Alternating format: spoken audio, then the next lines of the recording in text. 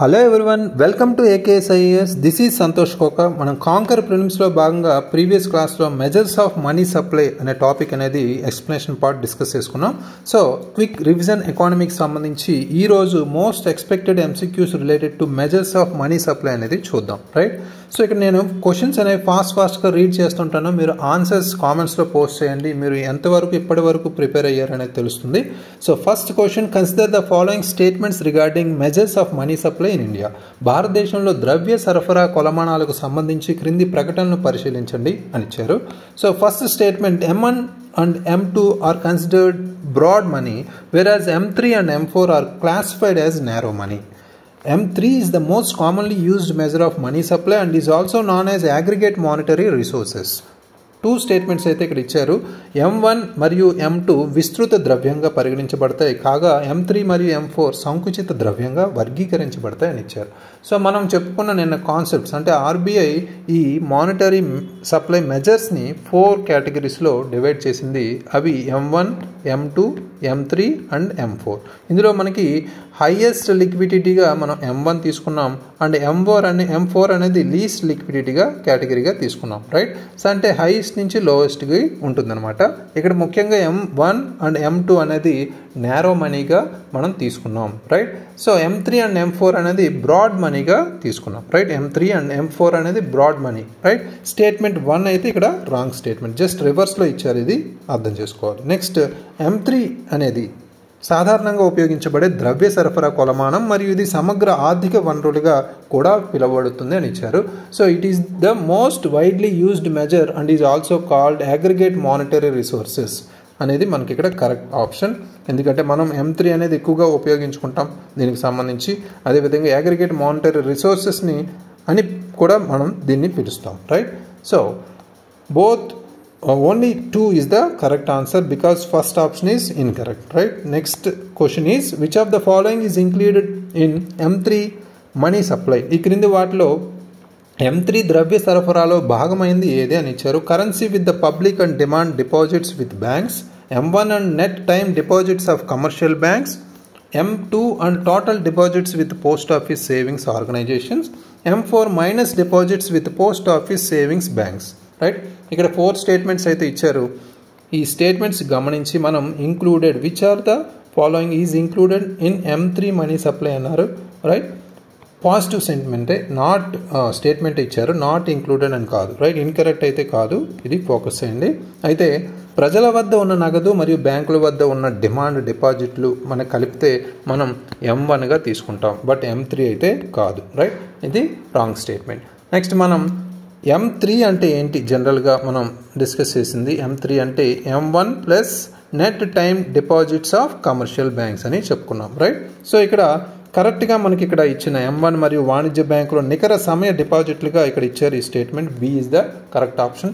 అదేవిధంగా M2 and total deposits with post office savings organisations అని ఇచ్చారు, ఇది కూడా మనకి రాంగ్ ఆప్షన్. ఇక్కడ M4కి ఇది definition. M4 minus deposits with post office savings banks అని ఇచ్చారు, ఇది కూడా రాంగ్ స్టేట్మెంట్. రైట్, టోటల్గా M3 అంటే మనకి M1 plus net time deposits of commercial బ్యాంక్స్గా మనం చెప్పుకున్నాం. Right, so B is the correct option. Next important question, with reference to liquidity adjustment facility, consider the following statements. ద్రవ్యత సర్దుబాటు సౌకర్యంకి సంబంధించి క్రింది ప్రకటనలను పరిశీలించండి అని ఇచ్చారు. It was introduced in the year 2000. The two main instruments of LAF are repo rate and reverse repo rate. Under the LAF, banks can borrow from the RBI by pledging government securities. 3 statements అయితే ఇచ్చారు. ఇక్కడ liquidity adjustment ఫెసిలిటీకి సంబంధించి మనం నిన్న discuss చేసుకున్నాం. RBI అనేది 2 important ఇన్స్ట్రుమెంట్స్ని ఉపయోగించుకుంటుంది, liquidity adjustment facility and marginal standing facility. Right, ఈ 2 వెరీ ఇంపార్టెంట్. అయితే ఇది 2000లో ప్రవేశపెట్టారు, ఇది కరెక్ట్ ఆప్షన్. అదేవిధంగా దీనికి 2 ఇన్స్ట్రుమెంట్స్ అయితే మనం ఉపయోగిస్తున్నాం LAFకి సంబంధించి, repo rate and reverse repo rate. అదేవిధంగా LAF కింద మనకి బ్యాంకులు ప్రభుత్వ సెక్యూరిటీను తాకట్టుగా పెట్టి RBI నుండి అప్పు తీసుకోవచ్చు అని మనం నిన్న ఎక్స్ప్లెనేషన్ పార్ట్లో చెప్పుకున్నాం. రైట్, అంటే వాళ్ళకి day to day activities, bank సంబంధించి డే టు డే యాక్టివిటీస్లో కొన్ని షార్ట్ అయితే మనీకి సంబంధించి ఏదైనా తగ్గితే ఇమీడియట్గా డే టు డేలో ఓవర్ నైట్ వాళ్ళు తీసుకోవచ్చు, రైట్. ఇది ఎమర్జెన్సీ అయితే కాదు, డే టు డే సర్క్యులేషన్స్ దృష్ట్యా వీళ్ళు తీసుకుంటారు ఆర్బీఐ నుంచి by pledging some government securities, right. ఇది కూడా కరెక్ట్ ఆప్షనే. టోటల్గా మనకి 1, 2, 3 are the correct option. Next important question, consider the following statements regarding the marginal standing facility. Marginal standing సౌకర్యంకి సంబంధించి క్రింది ప్రకటనలు పరిశీలించండి. MSF allows commercial banks to borrow overnight funds from the RBI by pledging government securities. The MSF rate is always equal to the repo rate. MSF was introduced by the RBI as part of the monetary policy framework in 2011. 3 statements అయితే ఇచ్చారు. ఇక్కడ మనకి correct option అడిగారు కాబట్టి no confusion, right. MSF వాణిజ్య బ్యాంకులు ప్రభుత్వ సెక్యూరిటీలను తాకట్టుగా పెట్టి ఆర్బీఐ నుండి రాత్రికి రాత్రి నిధులను అప్పుగా తీసుకునేలా అనుమతిస్తుంది, రైట్. మనం నిన్న చెప్పుకున్నాం LAF అండ్ MSAకి సంబంధించి, రైట్. మార్జినల్ స్టాండింగ్ ఫెసిలిటీ ఎంఎస్ఎఫ్కి సంబంధించి డిఫరెన్స్ ఏంటి? ఎంఎస్ఎఫ్ అనేది అర్జెన్సీ అంటే ఎమర్జెన్సీ టైం పీరియడ్లో ఓవర్ నైట్గా మనకి కమర్షియల్ బ్యాంక్స్ ఆర్బీఐ నుంచి తీసుకుంటుంది, రైట్. సో అది ఇంపార్టెంట్ ఇక్కడ, రైట్. ఫస్ట్ స్టేట్మెంట్ అనేది correct statement. Second statement, MSF rate is always equal to the repo rate అని ఇచ్చారు. ఎంఎస్ఎఫ్ రేట్ ఎప్పుడూ రెపో రేటుకు సమానంగా ఉంటుందా? ఉండదు కదా. మనం నిన్న చెప్పుకుంది ఏంటి? It is always higher than the repo rate. Usually మనకి 100 బేసిస్ పాయింట్స్ కన్నా ఎక్కువ ఉంటుంది. అంటే రెపో రేట్కి 100 బేసిస్ పాయింట్స్ అంటే 1% higher than the repo rate. అంటే రెపో రేట్ 6.50 ఉంటే ఎంఎస్ఎఫ్ అనేది 7.50 ఉంటుంది. ఇది మనకి ఇంపార్టెంట్, రైట్. సో ఇక్కడ రాంగ్ స్టేట్మెంట్ ఇచ్చారు. ఎంఎస్ఎఫ్ వాజ్ ఇంట్రడ్యూస్ అంటే ఎంఎస్ఎఫ్ను 2011లో ఆర్థిక విధానపు చట్టంలో భాగంగా ఆర్బీఐ ప్రవేశపెట్టిందని ఇచ్చారు. ఇది కూడా correct statement, right. 1 and 3 are the correct statements ఇక్కడ. సో ఈ పర్టికులర్ పాయింటే మనం చూసుకోవాలి, right. So next important question, consider the following statements regarding the Urjit Patel committee. Urjit Patel కమిటీకి సంబంధించి క్రింది ప్రకటనలు పరిశీలించండి. It recommended targeting consumer price index rather than wholesale price index for inflation control. It suggested a medium-term inflation target of 4% with a band of plus or minus 2%. It proposed multiple monetary policy targets including exchange rate stability and employment generation. Right? 3 statements అయితే ఇచ్చారు. ఇక్కడ first statement, ద్రవ్యోల్బణ నియంత్రణకు టార్గెట్గా టోకు ధరల సూచిక కంటే వినియోగదారుల ధర సూచిక సూచిస్తుందని ఇచ్చారు, రైట్. సో అంటే ఇక్కడ ఉర్జిత్ పటేల్ కమిటీ ఎప్పుడు వచ్చింది? 2013-14 టైంలో వచ్చినప్పుడు ఇమీడియట్గా వాళ్ళు అప్పటి వరకు మనం హోల్సేల్ ప్రైస్ ఇండెక్స్ని మనం ఇన్ఫ్లేషన్ కంట్రోల్కి మెథడ్గా ఉపయోగిస్తున్నాం కాబట్టి దాన్ని ఆపేసి కన్జ్యూమర్ ప్రైస్ ఇండెక్స్ అయితేనే బెటర్ అని రికమెండేషన్ ఇవ్వడం జరిగింది. కాబట్టి ఇది first statement is correct statement, right. Next మనకి it suggested a medium term inflation అని ఇచ్చారు, రైట్. సో అంటే ఇక్కడ ఇది 2 ± 2% పరిధితో 4% మధ్యకాల ద్రవ్యోల్బణ లక్ష్యాన్ని సూచిస్తుంది అని చెప్పారు. అంటే 4 ± 2 అంటే మనకి ఇక్కడ 2 నుంచి 6% మధ్యలో ఉండాలి మనకి ఈ ద్రవ్యోల్బణ అనేది కూడా ఇక్కడ చెప్పారు. సో ఇది కూడా correct statement, right. It suggested an inflation target of 4% with a band of ±2%, right. So అది ఇక్కడ గమనించాలి. నెక్స్ట్ స్టేట్మెంట్, ఇక్కడ ఇది మార్పిడి రేటు స్థిరత్వం మరియు ఉపాధి సృష్టి వంటి బహుళ ఆర్థిక విధాన లక్ష్యాలను ప్రతిపాదించిందని ఇచ్చారు. It proposed a single objective monetary policy focusing on inflation, right. But multiple కాదు అనేది గమనించాలి. అంటే మల్టిపుల్ ఆబ్జెక్టివ్స్ అంటే రకరకాల గోల్స్ అనేవి ఒకేసారి పెట్టుకొని కన్ఫ్యూజ్ అవ్వడం కన్నా ఒక్కొక్క గోల్ మనం కంప్లీట్ చేయాలి అనేది కూడా ఇక్కడ చెప్పడం జరిగింది. ఆ ఫస్ట్ గోలే ఇన్ఫ్లేషన్ టార్గెట్ కూడా చెప్పడం జరిగింది, రైట్. మల్టిపుల్ మానిటరీ పాలసీ అంటే ఇక్కడ బహుళ ఆర్థిక విధాన లక్ష్యాలను అయితే ప్రతిపాదించలేదు అనేది ఇక్కడ గమనించాలి, right. So 1 and 2 are the correct option. Next important question, which of the following statements is true regarding the monetary policy agreement of 2015. 2015 ద్రవ్య పరపతి విధాన ఒప్పందం గురించి క్రింది వాటిలో సరైంది అది. The agreement allows the RBI governor to decide monetary policy independently without government intervention. అదేవిధంగా agreement mandates RBI to keep inflation within 4% ±2%. The agreement replace the fiscal responsibility and budget management act. The agreement was introduce to regulate foreign exchange reserves, right. 4 statements అయితే ఇచ్చారు. మనం ఇక్కడ direct క్వశ్చనే కానీ ఇక్కడ మనకి basics వచ్చేసరికి ఫండమెంటల్స్ స్టాటిక్ పార్ట్కి వచ్చేసరికి కొన్ని ఇంచుమించు మనకి స్టేట్మెంట్స్ ఒకటేలా కనిపిస్తాయి. డైరెక్ట్ క్వశ్చన్సే కదా, ఈజీ కదా అనుకుంటాం, బట్ ఆన్సర్ వచ్చేసరికి రాంగ్ పెడతాం, రైట్? అది గమనించాలి. సో ఈ క్వశ్చన్స్ ఇస్తారా అని చాలామంది కామెంట్స్ కూడా మనకి పెడుతున్నారు, బట్ స్టేట్మెంట్స్ రూపంలో ఎన్ని ఇచ్చినా మనకి కాన్సెప్ట్ అనేది గుర్తుంటే వాళ్ళు సింగిల్ స్టేట్మెంట్ ఇచ్చి కన్ఫ్యూజ్ చేసిన, 2 స్టేట్మెంట్స్ ఇచ్చి కన్ఫ్యూజ్ చేసిన, ఇన్కరెక్ట్ స్టేట్మెంట్ ఇచ్చి కన్ఫ్యూజ్ చేసిన, 5-6 స్టేట్మెంట్స్ ఇచ్చినా మీరు ఈజీగా అటెంప్ట్ చేస్తారు. ఇన్ కేస్ ఈ మధ్య కొన్ని 4-5 స్టేట్మెంట్స్ ఇచ్చి which of the above statements are correct అని కూడా అంటారు. ఎన్ని స్టేట్మెంట్స్ కరెక్ట్ అని కూడా అడుగుతున్నారు. సో అలాంటివి కూడా యూపీఎస్సీలో అడుగుతున్నారు. కాబట్టి మనం ఎటువంటి క్వశ్చన్ ఏ టైప్లో ఇచ్చినా మనం ఆ కాన్సెప్ట్ అనేది చేంజ్ అవ్వదు. కాబట్టి కాన్సెప్ట్ మీద, ఎక్స్ప్లెనేషన్ మీద ఫోకస్ పెట్టండి, రైట్? సో అయితే ఇక్కడ గవర్నర్ను ప్రభుత్వ జోక్యం లేకుండా స్వతంత్రంగా ద్రవ్య పరపతి విధానాన్ని నిర్ణయించడానికి ఈ ఒప్పందం ఆర్బీఐకి అనుమతిస్తుంది అని ఫస్ట్ ఆప్షన్ అయితే ఇచ్చారు.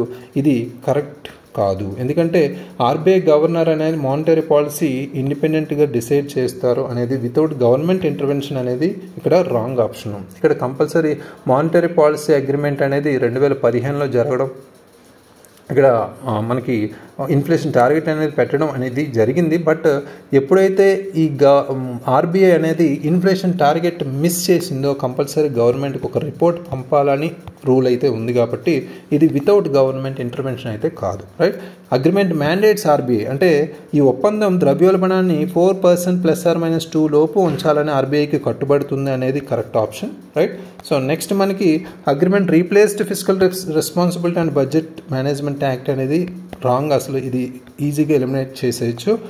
అదేవిధంగా ఈ ఒప్పందం విదేశీ మారక ద్రవ్య నిల్వలను నియంత్రించడానికి ప్రవేశపెట్టిందని ఇచ్చారు.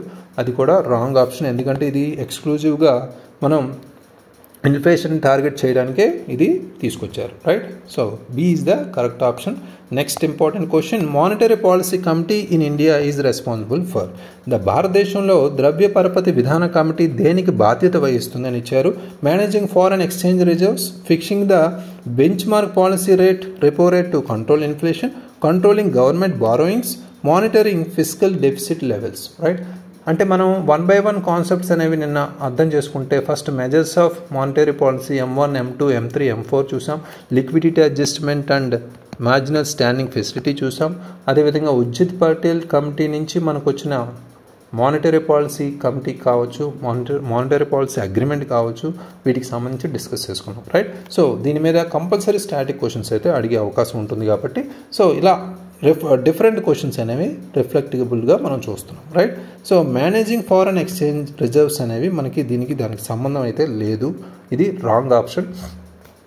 ఇది ఎక్స్క్లూజివ్గా బెంచ్ మార్క్ పాలసీ రేట్ ఏదైతే ఉందో దాన్ని, అంటే రెపో రేట్ని, ఇన్ఫ్లేషన్ని కంట్రోల్ చేయడానికి రెపో రేట్ని మనం ఫిక్స్ చేయడానికి, ఈ నిర్ణయించడానికి మానిటరీ పాలసీ అయితే మనకి మెయిన్గా మనకి ఫిక్స్ చేశారు. అది ఎంపీసీ సెటప్ చేయడం జరిగింది, right? With in the target అనేది ఇక్కడ ఇన్ఫ్లేషన్ని మెయింటైన్ చేయాల్సి ఉంటుంది. కాబట్టి ఇది కరెక్ట్ ఆప్షన్. నెక్స్ట్ మనకి గవర్నమెంట్ బారోయింగ్స్ కంట్రోల్ చేయడానికైతే మనకి ఇది రాంగ్ ఆప్షన్. అదేవిధంగా ఫిస్కల్ డెఫిసిట్ ఎక్స్క్లూజివ్గా మన గవర్నమెంట్ చూసుకుంటుంది, కానీ ఆర్బీఐ అదే మానిటరీ పాలసీ అయితే కాదు, right? So next important question, which of the following members are part of the monetary policy committee? ఈ క్రింది వారిలో ద్రవ్య పరపతి విధాన కమిటీలో భాగంగా ఉన్నవారు ఎవరు అని ఇచ్చారు, రైట్? 6 మెంబర్స్ కమిటీ ఉన్నారని చెప్పుకున్నాం. అందులో ఎవరెవరు ఉన్నారనేది ఇక్కడ మనం తెలుసుకోవాలి, రైట్? 3 మెంబర్స్ అయితే ఆర్బీఐ రికమెండ్ చేస్తుంది అనే చెప్పుకున్నాం. అదేవిధంగా మనకి 3 members external committee, selection committee విధంగా గవర్నమెంట్ నామినేట్ చేస్తుందని చెప్పుకున్నాం. RBI appointment, government nominate, right? So అయితే ఇందులో గవర్నర్ ఆఫ్ ఆర్బీఐ ఉంటారా అంటే ఈ మెంబర్స్లోనే ఇంక్లూడింగ్ 3 మెంబర్స్లో మనకి ఆర్బీఐ గవర్నర్ అయితే ఉంటారు, correct option. Secretary department of economic affairs ఉంటారా అంటే ఇందులో ఉండరు, రైట్? సో నెక్స్ట్ మనకి ముఖ్యంగా 3 external members nominated by an independent election committee అనేది మనం కరెక్ట్. సో గవర్నమెంట్ నామినేట్ చేసే మెంబర్స్ అనమాట. స్వతంత్ర ఎంపిక కమిటీ ద్వారా నామినేట్ చేయబడతారు ఈ 3 బాహ్య సభ్యులు. భారతదేశ ఆర్థిక మంత్రి అయితే ఇందులో ఉండరు, రైట్? సో అంటే finance minister and secretary of economic affairs ఈ మెంబర్స్ కారు, right? So 1 and 3 is the correct. అంటే మన ఎంపీసీ అనేది 6 మెంబర్స్ ఉన్నారు, 3 ఆర్బీఐ అపాయింట్ చేస్తారు, ఇంక్లూడింగ్ గవర్నర్. అదేవిధంగా ముగ్గురు ఎక్స్టర్నల్ మెంబర్స్ నామినేట్ చేయబడతారు, independent selection committee by government, right? So 1 and 3 is the correct option. Next important question, which of the following factors are considered while determining the repo rate? ఈ క్రింది వాటిలో ఏ అంశాలను repo రేట్ను నిర్ణయించేటప్పుడు పరిగణలోకి తీసుకుంటారు, right? Inflation trends in the economy, GDP growth rate and fiscal deficit of the government, exchange rate fluctuations, right? 4 events అయితే ఇచ్చారు. ఇక్కడ ముఖ్యంగా ఆర్థిక వ్యవస్థలో ద్రవ్యోల్బణ ధోరణులు కావచ్చు, స్థూల దేశీయోత్పత్తి వృద్ధి రేటు కావచ్చు, ప్రభుత్వ ఆర్థిక లోటు కావచ్చు, మారక ధర మార్పులు కావచ్చు. 4 ఆప్షన్స్ అయితే ఇచ్చారు. మనకి ఆర్బీఐ అనేది ఇన్ఫ్లేషన్ కావచ్చు, అదేవిధంగా జీడిపి గ్రోత్ కావచ్చు, ఫిస్కల్ డెఫిసిట్ కావచ్చు, అదేవిధంగా ఎక్స్చేంజ్ రేట్ ఫ్లక్చువేషన్స్ ఏవైతే ఉన్నాయో అవి మనకి రిపో రేట్ని డిసైడ్ చేయడానికి ఇవన్నీ కన్సిడర్ చేస్తుంది అనేది ఇక్కడ గుర్తుపెట్టుకోవాలి. So 1, 2, 3 all are the correct options ఇక్కడ, right? So next important question and last important question regarding the measures of money supply is, consider the following statements regarding the monetary policy framework agreement. ద్రవ్య పరపతి విధాన శ్రేణి ఒప్పందం గురించి క్రింది ప్రకటనలు పరిగణించండి. It was signed between the government of India and the RBI in 2015. The primary objective of the agreement is to maintain price stability while considering economic growth. Agreement mandates the RBI to keep inflation within a target range of 4% plus or minus 2%. 3 statements అయితే ఇచ్చారు. ఇక్కడ monetary policy framework agreement అనేది 2015లో మనం sign చేసుకున్నాం. So it was between government of India and RBI. ఇది first statement, correct statement.